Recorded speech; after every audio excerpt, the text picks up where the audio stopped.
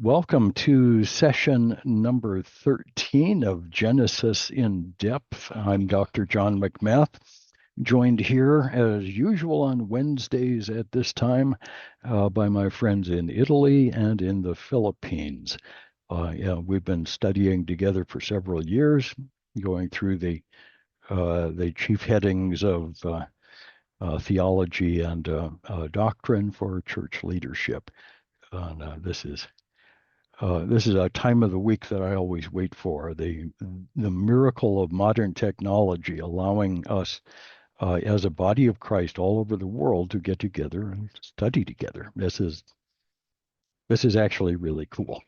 Okay, today we're going to move on in the book of Genesis at the beginning of chapter 12. Actually, I'll start out with just a little bit of the end of 11. We'll get into chapter 12. And this section of the book introduces uh, what we call the patriarchal narrative, the literally the succession from Terah. But that's what we looked at in the last section, or the Toledot of Terah is Abraham. This is what became of Terah.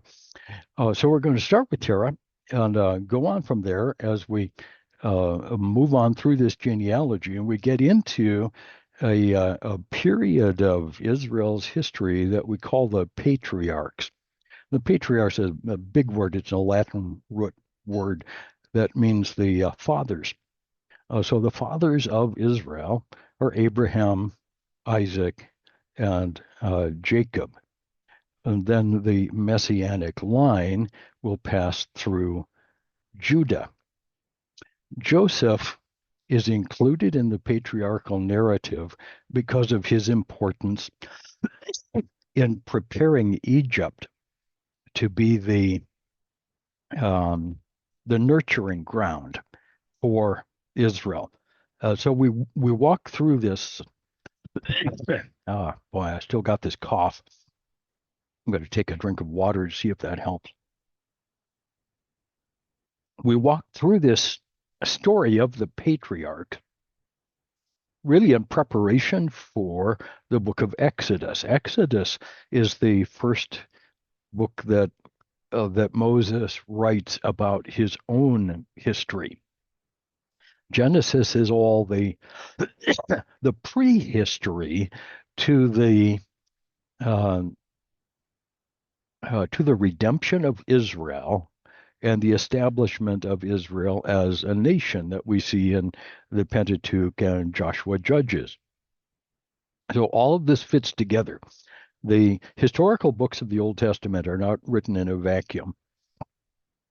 They're really designed to lay out in careful order uh, how the people of Israel fit into the broader picture of God's creation, his redemption plan, his kingdom plan. So we've seen the creation and we understand that God is the creator. We've seen the flood, so we know God is the judge. And we also, in the flood narrative, discover that God is the redeemer. He is the savior. Salvation is by grace through faith. That never changes.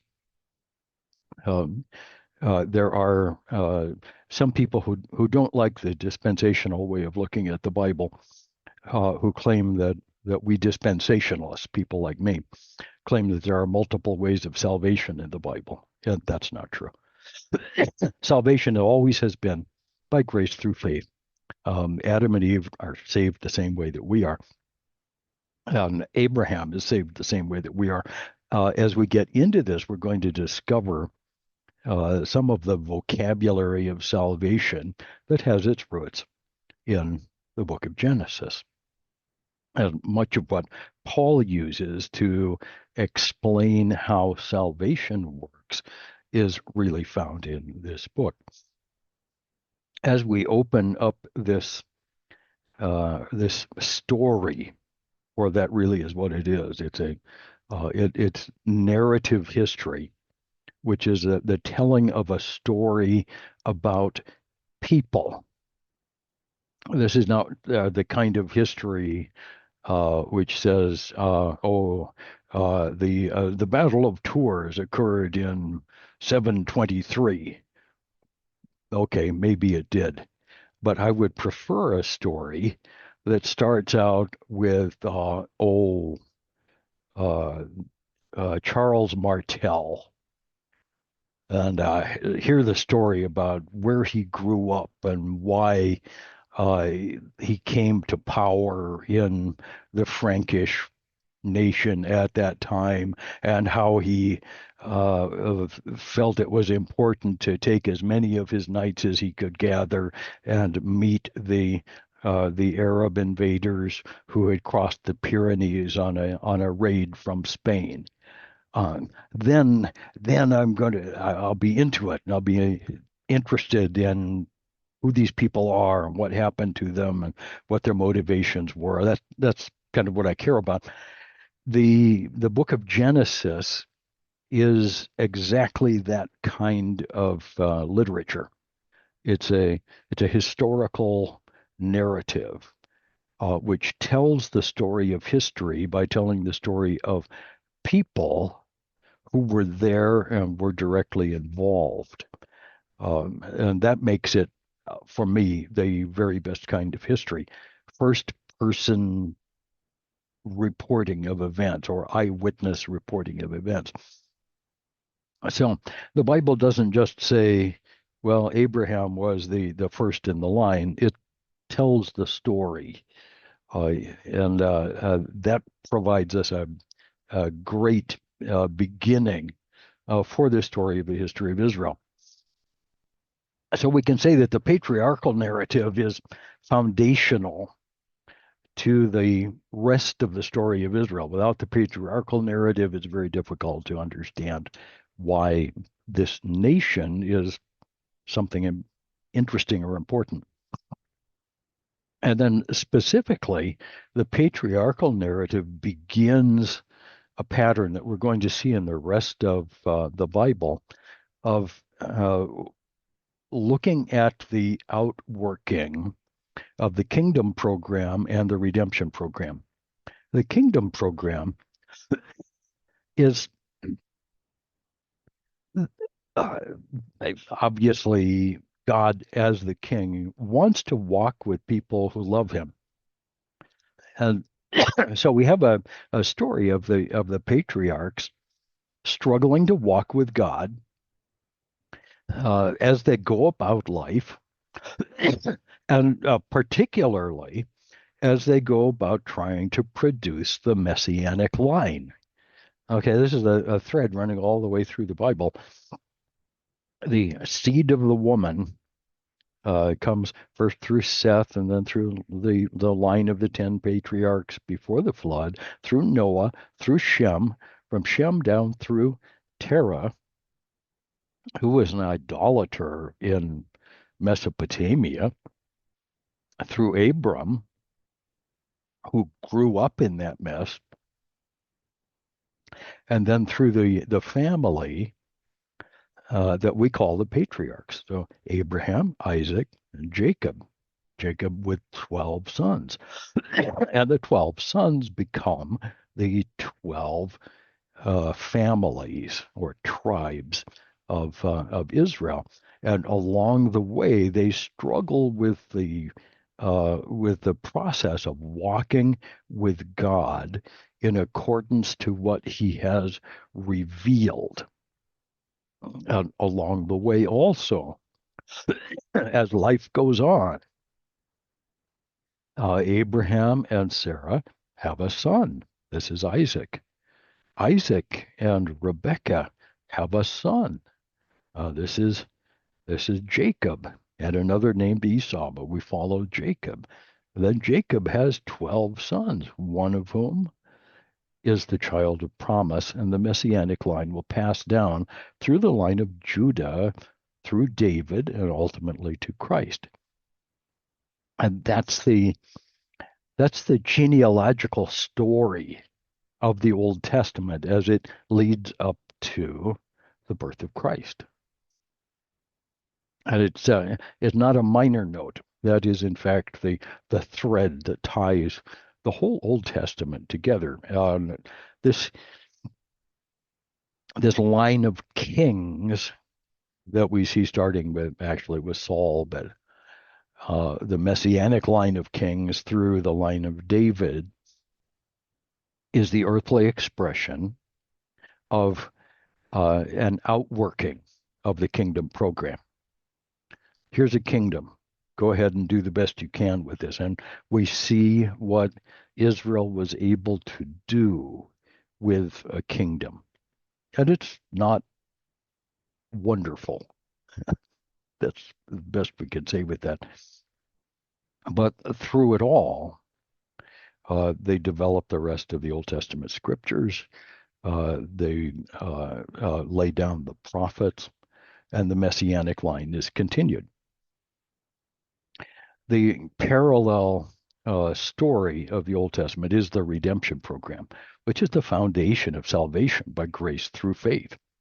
All of the foundations of that are laid in Genesis, and particularly in the patriarchal narrative. As we see the patriarchs interacting with one another and with their world and with God, we see salvation working out in the lives of ordinary people.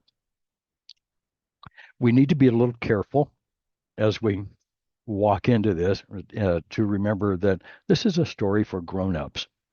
I know we tell the story of Abraham and Isaac and the rest of them to children. So it works great for flannel graph and chalk talks, and it's story time with all the kids. I get it. That's a good thing. Wow.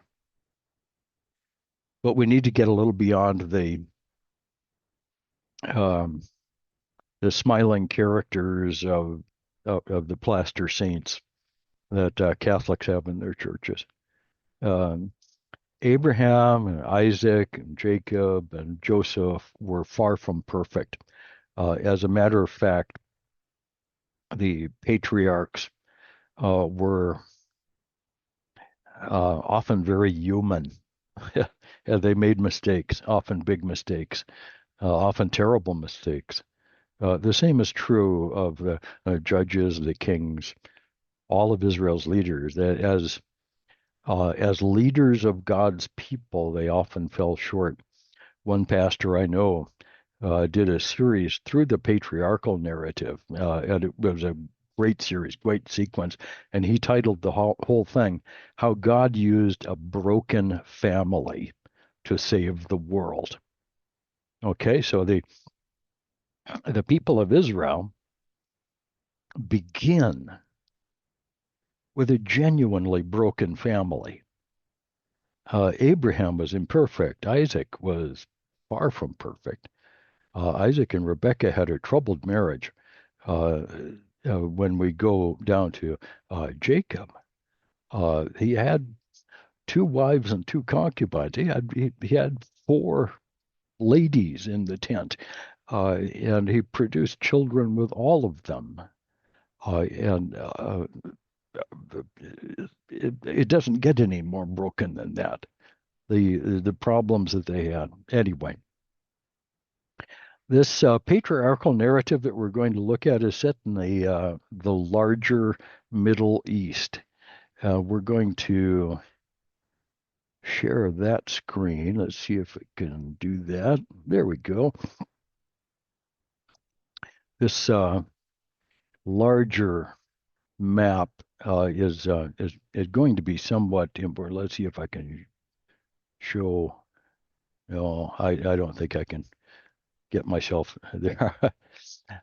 This is roughly the Middle East from Iran, Afghanistan on the right to the Mediterranean Sea on the left. You'll see Greece, just barely the Greek island of Rhodes is there, mostly Turkey. As we come a little farther south, Israel is a small part of the centralized area there. Just to the right of my head is the Dead Sea. The Dead Sea and the Sea of Galilee are just barely visible on that screen. The area that we call modern Israel is quite literally a tiny sliver of the Middle East. It's a really small area. The really big areas are Asia Minor, Mesopotamia, and Iran, and to the south, the nation of Egypt. And of course, the Saudi Arabian desert dominates the whole region and causes much of the weather of the region. When you think of the weather in this area, you've got the Eurasian landmass to the north, which tends to produce cold fronts. You've got the Mediterranean Sea to the west and the Indian Ocean to the southeast, both of which tend to produce a lot of moisture. And whether it's a warm front or a cold front kind of depends on what else is coming. The Saudi desert and the Sahara Desert of North Africa tend to be dry and hot. And all of those have an effect on the weather. The hot desert, and depending on which way the wind is blowing, it can be in any direction, has a tendency to produce tremendous winds, hot, dry winds, the so-called Khamsin winds of the Middle East come down off of the mountains and head for lowland and dry out everything in the way. You'll see a green area. If we start on the right-hand side, there's a tongue of green that reaches down into the Gulf of Basra or the Persian Gulf on the right-hand side of the great Saudi Arabian desert. That's modern Iraq is the green part and a whole lot of desert. Modern Iran is to the right of that green area up in those mountains. So the Zagros Mountains are the main dividing line between Persia, ancient Iran, and Mesopotamia. Iran was much later developing as an independent nation. As we walk up that green area between the Tigris and Euphrates Valley, we find a wide, fertile plain. Grows all kinds of crops. Towards the south, lots of fruits and vegetables, what we'd call truck gardening here in America. And everything you can imagine grows down there. That's a breadbasket.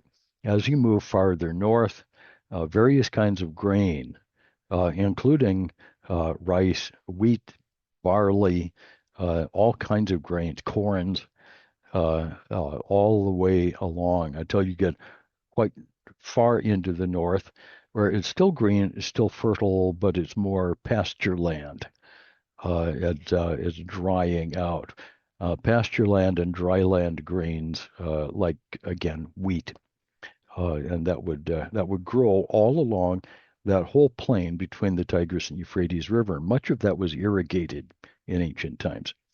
Ur of the Chaldees, which we'll see on the next map that I show, which probably won't happen until tomorrow or till next week. Ur of the Chaldees is where Abraham grew up with his family, and it's all the way down in the lower area of the Tigris-Euphrates Valley, that very green area, there would have been large numbers of irrigation channels, lots and lots of water. And so cities in that area could get fairly large. There's plenty of food, plenty of water, good trade opportunities with surrounding tribes. So it was actually a pretty easy place to plant one of the world's first civilizations. A good idea to go there. As you move north along this valley, it gets drier. We get into the highlands at the north end of the Tigris and Euphrates valleys, up near the headwaters, which we'll find in the mountains of Ararat, and north of that, the Caucasus Mountains, and to the left even farther, the Taurus and Pontus Mountains. All those mountains of Turkey and Armenia and Azerbaijan and northern Iran are headwaters for the entire Fertile Crescent, this crescent-shaped green area. At the northern end of the Euphrates River, on the Khabur River,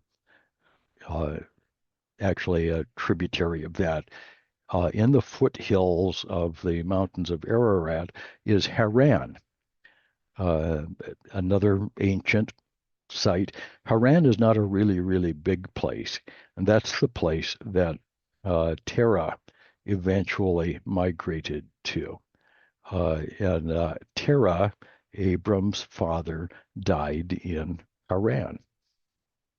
Abram moved on from there, south and west, along the coast, not right by the water, but along that coastline through what we today call Syria, and through the plateau country to the east of Lebanon. The Lebanon is actually a mountain range. Mount Sirion is the high point of the entire Lebanon range. We call it Mount Hermon today, the northern boundary of modern Israel. The Fertile Crescent moves on down that coastline and includes all of the modern state of Israel, and then south along the coast of the Mediterranean to Egypt, and then includes the 1,000 miles of the Egyptian Valley. So that's a narrow green strip. The particularly important spot for biblical history is that narrow green strip right along the western, or the eastern end of the Mediterranean Sea. That green strip between the Mediterranean and the desert. You'll notice how narrow that is. In most places, that's between 70 and 100 kilometers. Okay, the nation of Israel is a much smaller chunk than that. At its narrowest point in the north, Israel is about 30 kilometers wide. It is not even a 20-minute drive to get across the northern part. In the south is closer to 120, 150 kilometers wide, but still a very narrow piece of land. This narrow strip is the natural land bridge between the Eurasian continents and Africa.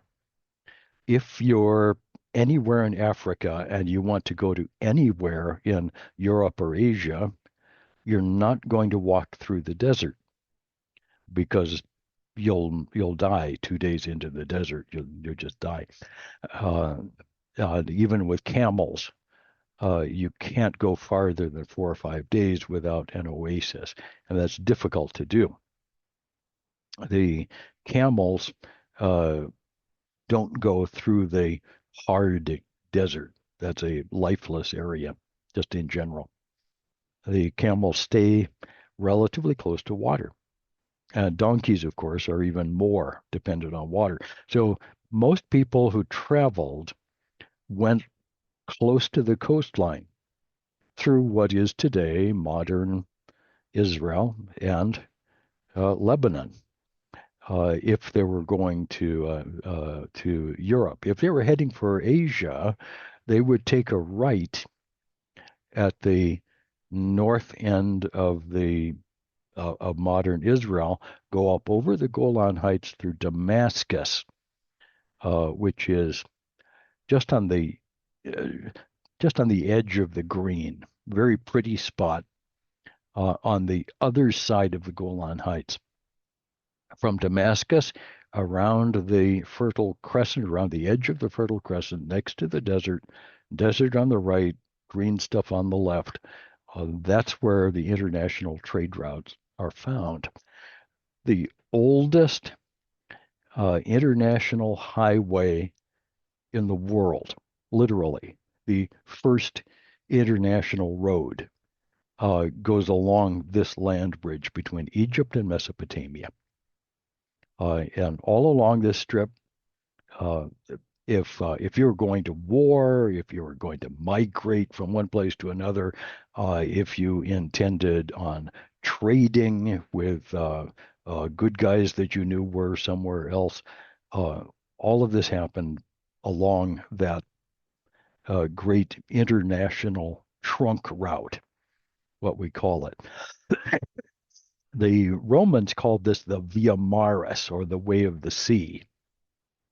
And they were actually talking about the Sea of Galilee. It goes right directly next to the Sea of Galilee. I've always found this fascinating. The Via Maris between Egypt and the Eurasian continent, the world's first international highway, goes directly past Nazareth, where Jesus grew up, and the nearby trade city where he sold his carpentry skills. Goes right on past the Sea of Galilee, takes a right turn at a place that we call Mount Arbel, past the location of the Mount of Beatitudes, past the little town of Bethsaida, past Capernaum, all of these sites that are so important in the New Testament are precisely where the international trade route came past. Jesus couldn't have been more clear when he chose to grow up in Galilee, that his message was for the whole world. Because in those days, everybody in the world eventually passed through Galilee, or representatives of everybody in the world came through Galilee. It was not an error when many years ago, 25 or 30 years ago, when McDonald's, the great American hamburger chain, decided to open a restaurant in Israel. They planted it on the Nazareth Ridge at exactly the spot where the Nazareth Ridge intersects the north-south, I believe it's Highway 70 road, that is the international trade route. It's precisely that spot. Today we call it the Golani Junction, and there is McDonald's. Why did they put it there? Because for anybody in Israel, if you want to go from the north to the south or the east to the west, you're eventually going to go through the Golani Junction. I've never visited Israel without passing that McDonald's. It's literally true. And it's a handy place to pull in a tour bus and have lunch. Uh, they know something that Jesus knew a long time ago, and that everybody in this region has always known. There's a very narrow bridge to get from one place to another. One of my map books, an atlas that I use a lot is called the Sacred Bridge, and it's maps of Israel. Okay, so this Fertile Crescent, um, very important stuff. So Abraham and his family lived here not very long after the dawn of civilization. They traveled up and down through this area. Abraham knew nothing about a new world. He, frankly, knew very little about the East, what we call Asia. There were relatively few people living in Asia at this time. He knew nothing about a world the other side of the Mediterranean Sea, um, Italy or Spain or Great Britain. They weren't there. He knew nothing of the world south of the Great Desert of North Africa. His world was a fairly narrow area. And it turns out that that's pretty much the focus of the whole rest of the Bible. The whole biblical story takes place almost entirely on this map until we get into the ministry of Paul. And about half of Paul's ministry takes place on this map. So, fairly small area. You may have noticed if you were with me through the prophecy sequence, I made the point that when the Bible speaks about the nations, they're talking about the various ethnic groups who inhabit this area, the stuff on this map. So fairly important. Let me read some stuff here. We're going to begin looking at the succession from Terah. This is the whole story from Terah through Abraham. You'll notice sometimes we call him Abram, sometimes Abraham. His name changes in chapter 17, and that's an important event. We'll get there. Let me start at 11 and verse 31, just so we can see how it all works.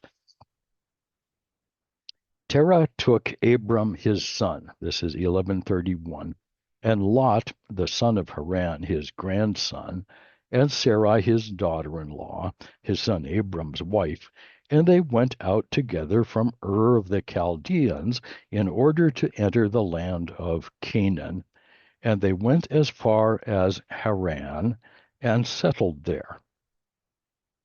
Now the days of Terah were 205 years, and Terah died in Haran. Okay, so the story begins with just the historical note about Terah, and it's an important thing to notice that Abram and um, his call from God are not what started all of this. Terah, his father, took his son, his grandson, his son's wife, and this small group, along with whatever servants and herdsmen, whatever their sheep and goats, their camels, and they left Ur of the Chaldees and went to Haran.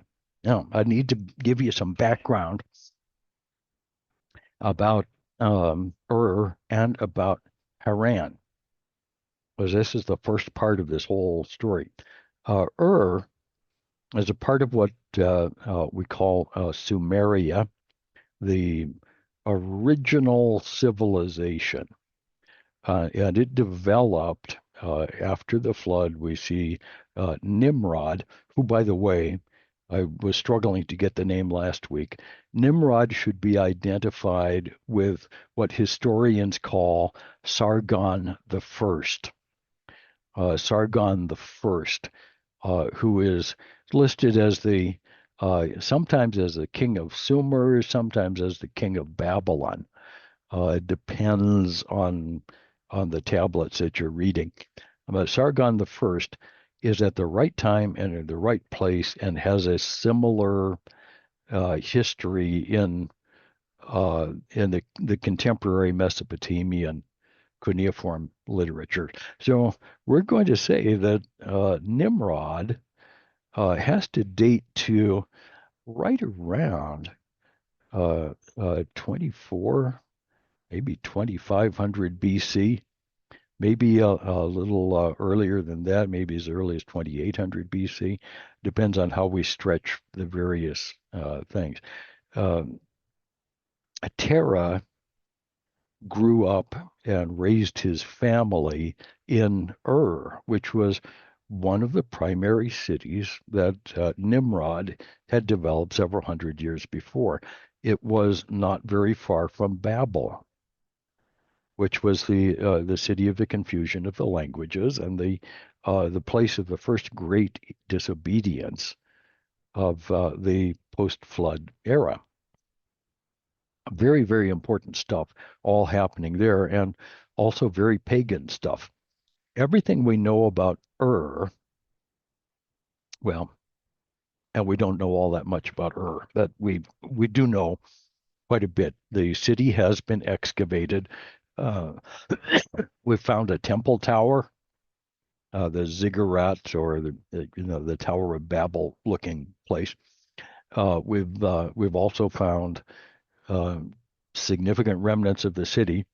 There are literally dozens of temples in Ur, temples to multiple gods.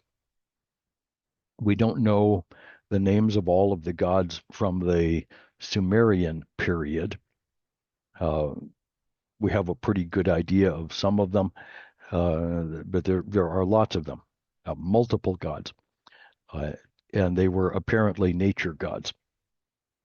So the people who left behind their artifacts were people who were worshiping nature, the gods of nature, a god of the rain, a god of the corn, a god for the fish, a god for frogs, a god for cows, uh, all of the forces of nature, thunder and lightning and all of the rest. These fertility religions focused heavily on the classic pattern. There would be temples for the sacrifice of animals, so that those who are worshiping could have meat for some kind of a festival. Okay, at a village or a family would get together and sacrifice a goat or a bull or whatever, take the meat for a big festival. Meat, once the animal was killed, would deteriorate quickly, so that there was no convenient way to store meat. People would eat the meat before it spoiled within several days, and so a feast would be declared, and the whole family or the whole community would get together, go to a temple, sacrifice the animal, give some to the priests, burn some on the altar, and take the rest for the barbecue afterwards. They would also go to a temple where there was a specialization in wine or other strong drink. They would make a sacrifice of perhaps some grain or some fruit or whatever was taken at that temple, and in return they would be given the jugs of wine or strong drink of whatever kind for the barbecue afterwards. Uh, and then the headmen of the family or the tribe or the village would go to yet another temple, a temple of fertility, and would hire some young ladies and young men of negotiable virtue. We would call them prostitutes. And both men and women were used as prostitutes. They were thought of as priests and priestesses of the fertility gods, and would be taken back for the barbecue to provide entertainment and debauchery. this was happening in Ur. We know that this was the pattern in Ur. We know that this was the pattern all throughout the Middle East. The the evidence is clear. When we compare it with later evidence amongst the Canaanites, it's clear that this is all the same pattern, different names for different gods, but the same basic pattern. And all of it had to do with the celebration of the worship of the gods and goddesses of fertility. It was done through imitative magic. Abram grew up in Ur with his father, who was certainly an idolater. There's no question that Terah was a polytheistic idolater. He went as far as Haran with the family, and everybody went with him. Okay? They were part of this migration. Haran is best known archaeologically as a center for the worship of the moon. Now, moon worship is a unique kind of fertility religion. It seems to be um, much more radical, if we can use that word, than the ordinary run-of-the-mill fertility religions. It was horrendously bad.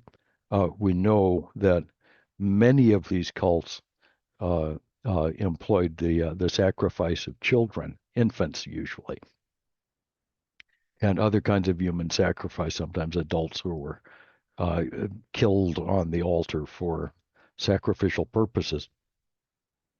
But the infants primarily, and we see this in Haran. We see the evidence, the bones of children dating from this period, the small amulets that were taken up with the sacrifices. We see the evidence from Haran, and the carvings on the stone in the vicinity of the various temples with the crescent moon. Um, I'm not going to make a direct connection here, but just mark it down somewhere that the symbol of Islam is also a crescent moon. I'm not sure if there's a connection, but I have always wondered and have made the note, but haven't been able to tie it together. I don't know why the crescent moon is used by Islam, but it was certainly the symbol of the moon worship of ancient Haran. And significantly, Terah stayed in Haran. And it's not until Terah's death that Abram and his family went on. So that leads us at the beginning of chapter 1 to ask a question. When did the events, the calling of Abram in chapter 12 and verse 1 happen? It's a fairly clear thing, but it doesn't say to us exactly where this happened. Now the Lord said to Abram, "Go forth from your country, from your relatives, from your father's house, to the land which I will show you." Okay, a clear call. God said, "Go, go from where you are to where I'm going to show you. Leave your relatives, leave your country, leave your father's house. I'm going to show you a whole new place to be." So it's a call to a migration.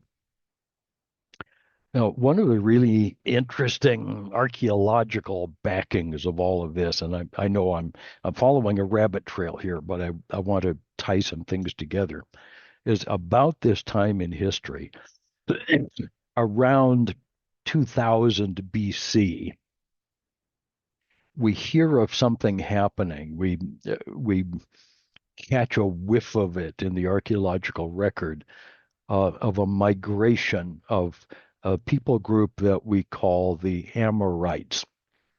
or Arameans. Amorites and Arameans are probably the same people group. The Aramaic language comes from this people group. Was Abram an Aramean? Well, it seems that he was. Or Amorite. The word Amorite means those who travel west. So perhaps Amorites and Arameans are the same people group. We don't know.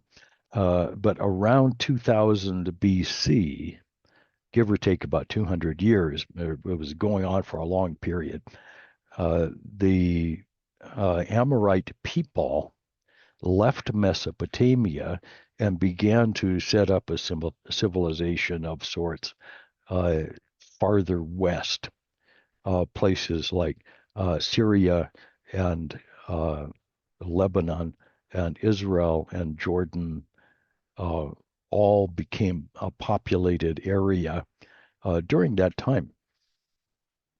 We don't know for sure why the Amorites moved. Some have suggested that there was a plague or disease of some kind, possible. Maybe a famine, but a 400-year famine would have killed everybody. Uh, we don't really know. But a major move took place, and that also marks the end of a period of history that we call the early Bronze Age and the beginning of a period of history that we call the Middle Bronze Age. Middle Bronze Age is going to last from around 2000 BC until around 1500 BC, well, 500 years or so, during which we find a curtailing of international trade. We find the building of relatively small cities with very large walls.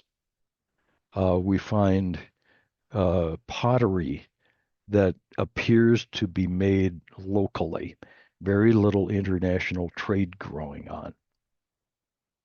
During the years before 2000 BC, cities didn't have walls, or if they did, it was just to keep little kids from wandering away into the desert, basically, and to keep animals from coming into town. After 2000 BC, cities built tall walls that were designed as a defense against outlaws, armies, bad guys of various kinds. We don't know. International trade was definitely a thing during the early Bronze Age. And then that stopped. And for 500 years, people lived in fear behind very tall walls and traded with almost no one until the world was taken over by Egypt. The first real attempt at a world empire was the Egyptians around 1500 BC. And they attempted to control their corner of the Middle East and to protect world trade. And at that time, people again began to peacefully trade from one part of the ancient world to another. So around the time of the Israelite exodus from Egypt, we also see the rise of the Egyptian empire, and we see the restoration of international trade. A lot of important things going on concerning which we barely have a hint of.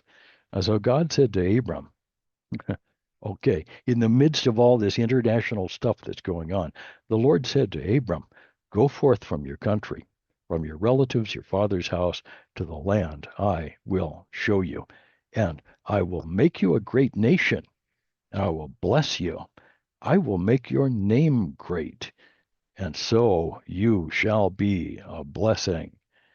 And I will bless those who bless you. The one who curses you, I will curse. And in you, all the families of the earth will be blessed. Okay, that by itself is the so-called Abrahamic covenant. I think it's worth asking. I don't think we have a good answer. I think it's worth asking. Did Abraham receive this calling in Ur or in Haran? Fact of the matter is, it doesn't matter much. And his move from Ur to Haran with the rest of the family uh, may simply be part of uh, the overall providence of God, moving this entirely pagan family from Ur to Haran. There are some passages in Scripture that suggest that the call came in Ur, and that's an entirely possible thing. But Abram didn't leave his father's household until his father died.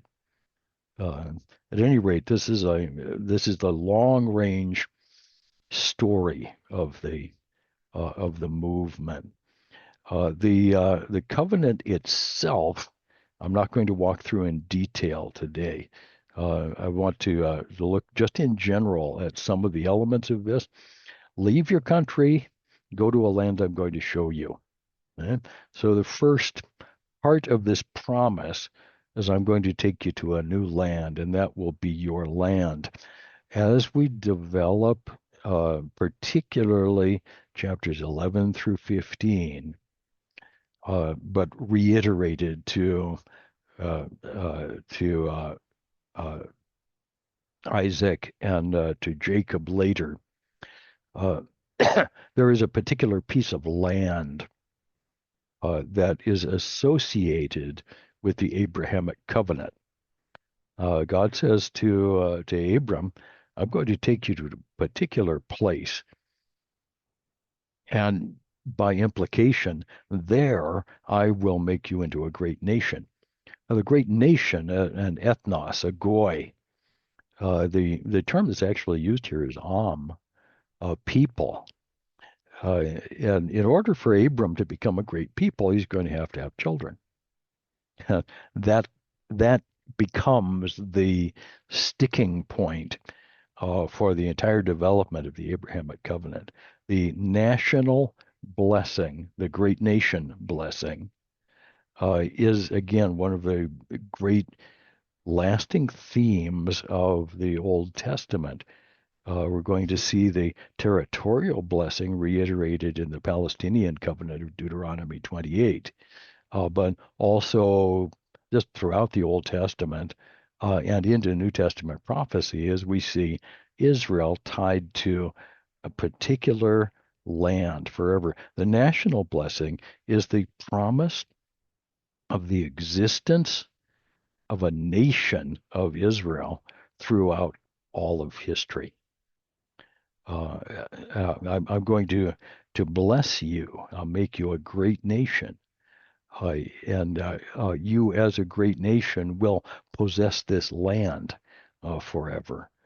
Uh, and uh, between the two, the nation and the land are a guarantee from God that you'll be there.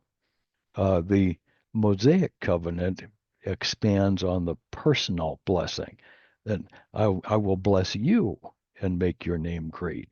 And through you will be a blessing to others. You shall be a blessing. Some have translated this, now you be a blessing.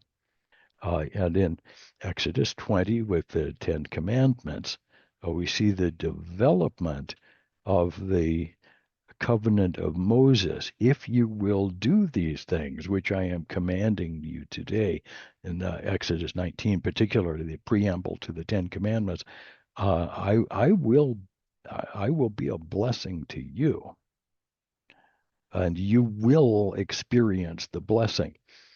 Uh, Parts of this are, of course, obviously conditional. You're going to enjoy the blessing to the extent that you stay in the land. to the extent that as a people you walk with me, to the extent that as individuals you obey my covenants and my commandments. But then the universal blessing goes on beyond that. In you, all the families of the earth will be blessed. Ah, well, all the families of the earth include all of us, which is nice. And that means that through Abraham will come the Messiah. We see how it all ties together as we go further into Genesis and as we go further into particularly the prophets. So in Jeremiah 31, there's a promise of a new covenant. Not like this old covenant, here comes the new covenant to the whole world. Israel's life and her culture and her walk with God were intended to be the introduction of the messianic message to the whole world. And in some ways, that's exactly what happened, but with some differences. I'm going to leave you with one last thing, and this is the first part of verse 4. Remember in verse 1, the Lord said to Abram, go. Verse 4, so Abram went. That's the key to understanding several things. It's the key to understanding God's blessing. What's the first thing that we need to do in order to experience God's blessing? Do what God has said. Follow the directions. The hardest thing for most men to do.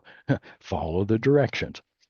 The second thing is this is how salvation works.